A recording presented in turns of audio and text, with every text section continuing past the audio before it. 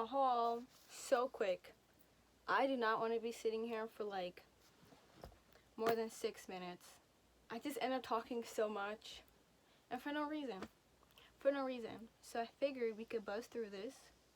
I'll try to. And that's that. I just want to lean here. Leave me alone. Hanya Yanagihara's new book, Paradise, came out 2 days ago. Yeah, it came out 2 days ago. So I got it. Duh. I really would have liked if I could have had a paperback version. I thought about waiting, but I was like, why would I do that? There's a map. I think it's a generational story. I'm not quite sure.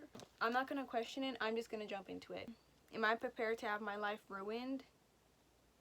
Maybe. Maybe. With Hanya, who knows? You know what I'm saying? Like, who knows? It's Nobody, Somebody, Anybody by Kelly McClorey. From the synopsis, from what I remember, which isn't much, it reminded me of an Otessa Moshfe. So I picked this up. It was also perks of being, what's her name? She's a Libra, right? She's a Libra or a Pisces. I don't know. I'll put it. Perks of Being Steph. Isn't it Perks of Being Steph? She put this in her like favorite books of the year or something like that, or like books to describe you, something like that. She made a post like that. And that was like my final draw. That was my final draw. I was like, yeah, I'm picking it up. Then I got On Freedom, 4 Songs of Care and Constraint by Maggie Nelson. I just read Bluets by Maggie Nelson and I really loved it. It's going to be my December wrap-up when I get to it. When I filmed it originally, it was an hour, so I'm going to redo that because that's not okay. But anyways, I've heard wonderful things about this, and I'm really loving nonfiction and essay collections right now. I feel like I've been lost and have been found. So that's where I am, and yes. Also, my hair straightened. The duality of woman. Am I right? Yes. Yes. Ovid. Metamorphosis by Ovid. I completely forget what this is about. But I have been dying to read this for 1,000,001 years. It was multiple stories that exemplify transition and oh, it is. It is. Oh, I'm gonna love this. It was Emma. I saw Emma. I don't remember the name of her channel. I'm so bad at this. I'll put it here. She mentioned this title sometime last year. And I wrote it down and I was like, I have to read that. I have to read that. And yeah. I think she mentioned it shortly after I read Kafka's Metamorphosis, which was a weird book, but I really liked it. And it just made me feel some type of way. So I picked that up, and the cover, stunning. Let's do what I got in the Barnes & Noble sale, which is most of this pile. And then we could do the other random titles. Actually, I have one from Thrift Books. I got a bunch of books from Thrift Books recently, but I didn't feel like compiling them all. So I just pulled one, and it's one that I have no idea what it's about. And it's The Exhibition of Persephone Q by Jesewska Stevens. It came in a library binding, which usually upsets me, but this looks brand new. It looks completely brand new. I have no idea what this is about, but I do think the cover is stunning. It is something I have been keeping an eye on, and yes, that's that. I don't really like having too much background on a synopsis at all, so I can't offer you anything. All I can do is show you these stunning covers and hope for the best. My outlet is exposed and outlets aren't stunning.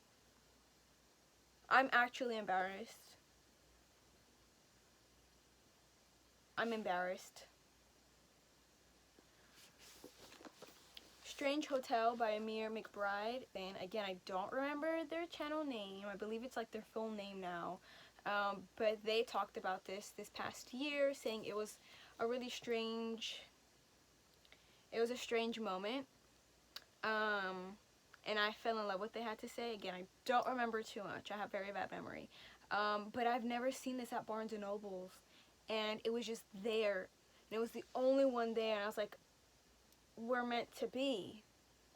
Then I got Me Talk Pretty One Day by David Sedaris. I've always wanted to read David Sedaris, and I think this is one of his first essay collections, or his first one. Correct me if I'm wrong. And I thought the cover was pretty, and it's a paperback, my favorite. And I was like, you know what? Again, I'm really feeling like essay collections, nonfiction. Give it to me, please. So I was like, let me just pick it up.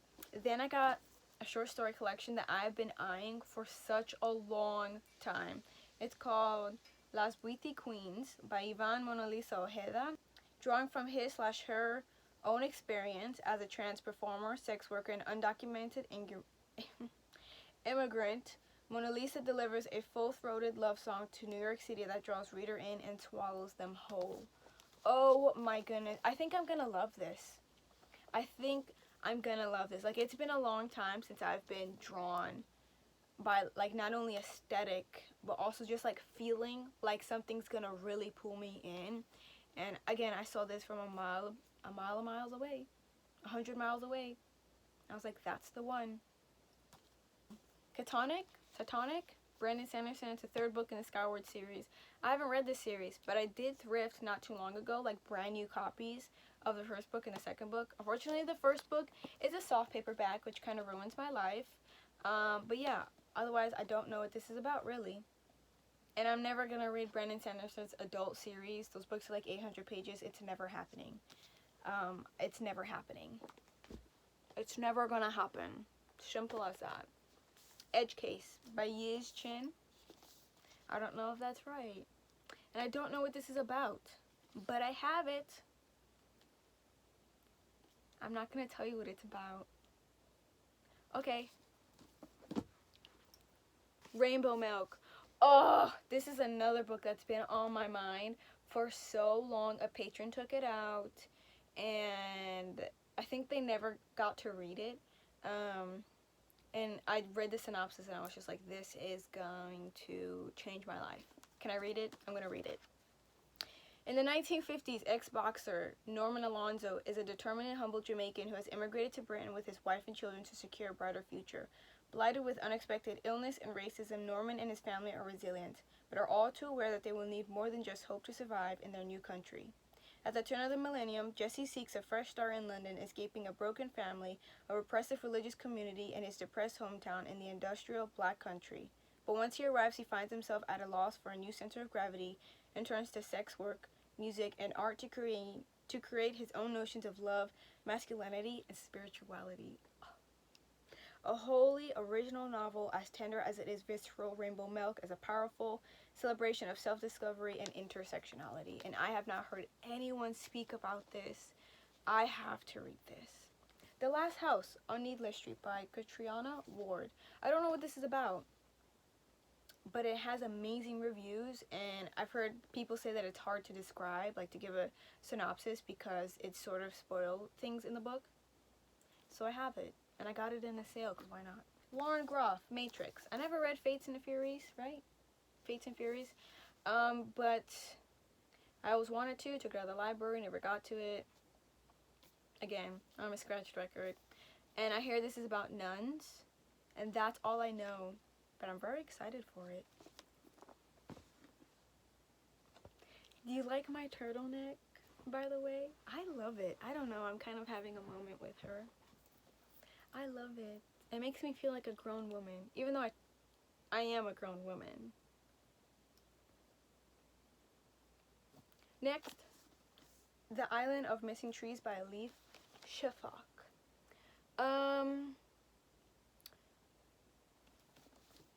10 minutes, 38 seconds in this strange world is a spectacular book.